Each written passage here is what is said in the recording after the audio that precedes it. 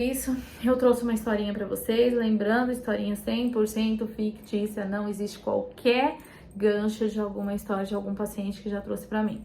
A ideia aqui é justamente tentar trazer uma situação onde existe aí um processo de tomada de decisão que pode envolver valores, então que é um processo difícil, mas que a gente precisa se segurar e aplicar essa ferramenta, tudo bem? Então, história 100% fictícia, não existe qualquer pessoa que eu conheça que tenha vivido essa história desta maneira, nomes 100% fictícios, tá? Era uma vez a Suzy. Suzy era uma mulher casada há 15 anos, vivia um relacionamento morno com o marido, sem sexo, até então ela achava uma situação mais ou menos natural. Os filhos eram pré-adolescentes, tinham 2 filhos, e ela vivia uma vida muito bem sucedida dentro da empresa. Gostava muito das relações sociais, tinha 40 anos, e aí ela vivia aí nos happy hours da empresa, conhecendo pessoas, até então situações totalmente despretensiosas. Suzy, uma vez no happy hour, conheceu um rapaz muito bem apessoado, muito bem sucedido, também casado, também com 2 filhos, olha a série de coincidências. E aí começaram a conversar. Naquele dia a noite foi longa, naquela noite a noite foi longa. Eles conversaram bastante, trocaram muitas ideias, trocaram telefones, mas até então sem qualquer tipo de compromisso. Paul e Suzy fizeram uma longa amizade, eles começaram a trocar muitas ideias.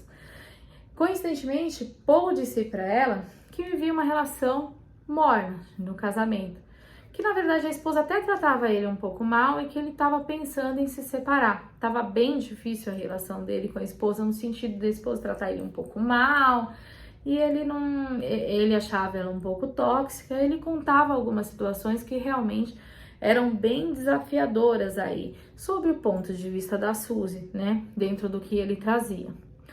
Eram longas conversas, eles começaram a sair e aconteceu, gente. Eles acabaram tendo aí um relacionamento extraconjugal.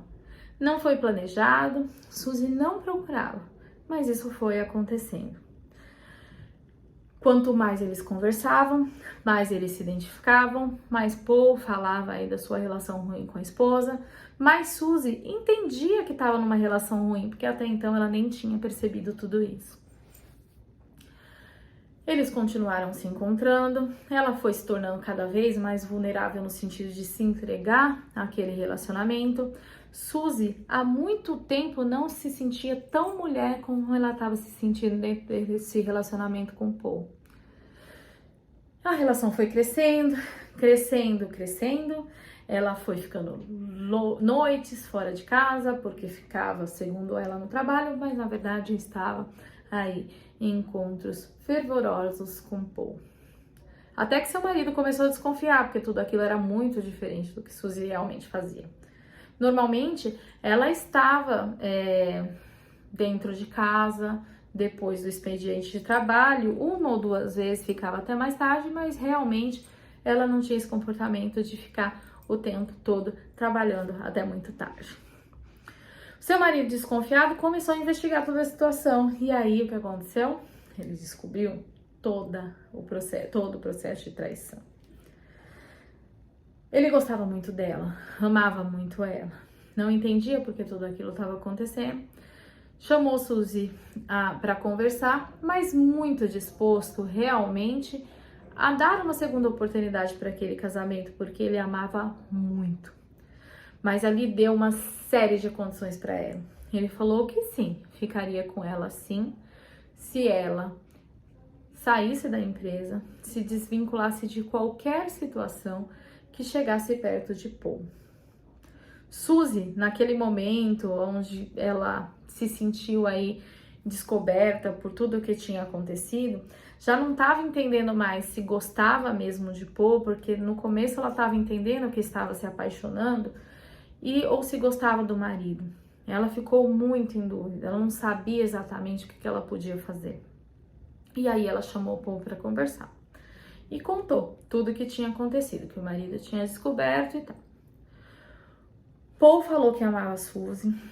Ele disse para ela que realmente gostaria de ficar com ela, que ela até deveria sim se separar, mas que aquele momento ele não poderia abrir mão da relação que ele tinha com a esposa. Existia uma série de fatores que ele estava resolvendo, a esposa não estava muito bem de saúde, segundo ele, e também o filho também, que era pré-adolescente, estava meio problemático, e que ele não poderia naquele momento se desfazer daquela relação. A esposa estava precisando dele. Então ele disse para Suzy: Suzy, eu te amo, mas se você quiser ficar comigo, você vai ter que esperar.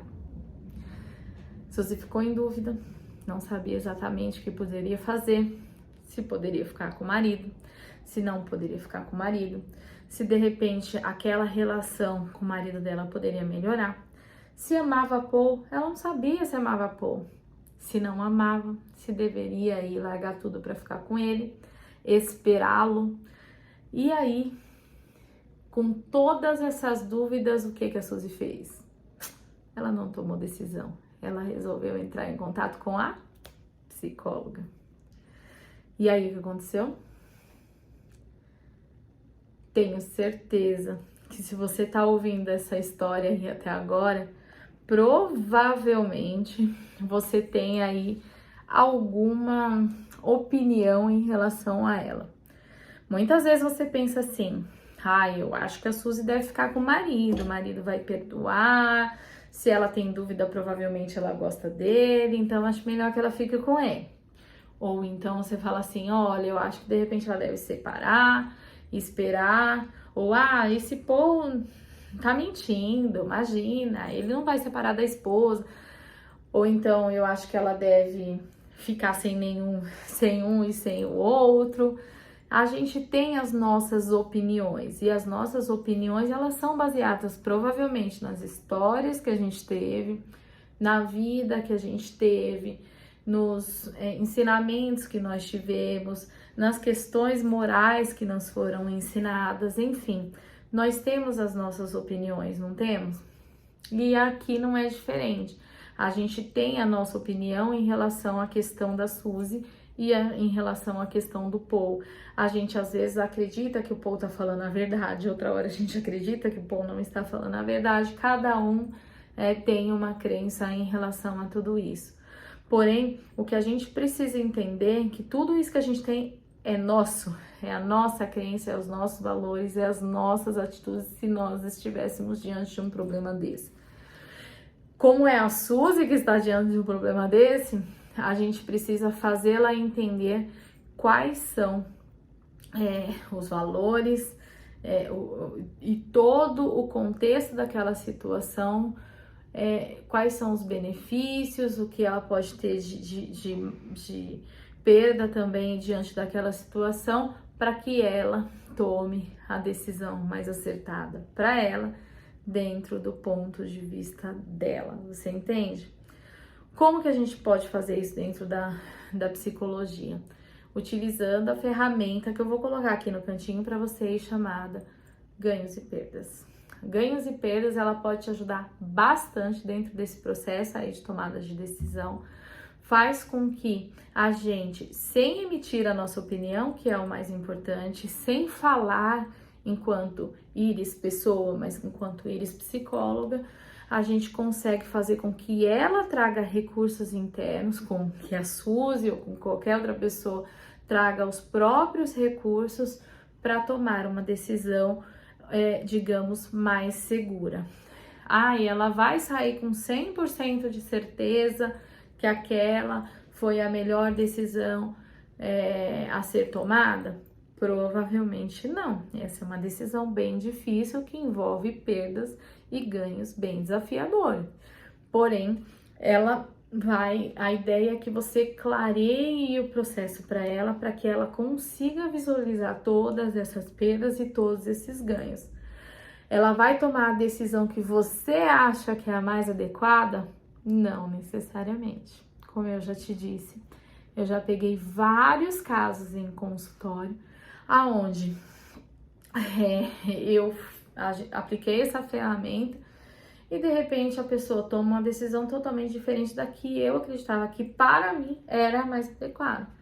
Mas, como eu não tô lá para emitir minha opinião, ela nem ficou sabendo disso. E às vezes, lá no final, eu consegui enxergar que de fato para ela aquela decisão foi a mais acertada.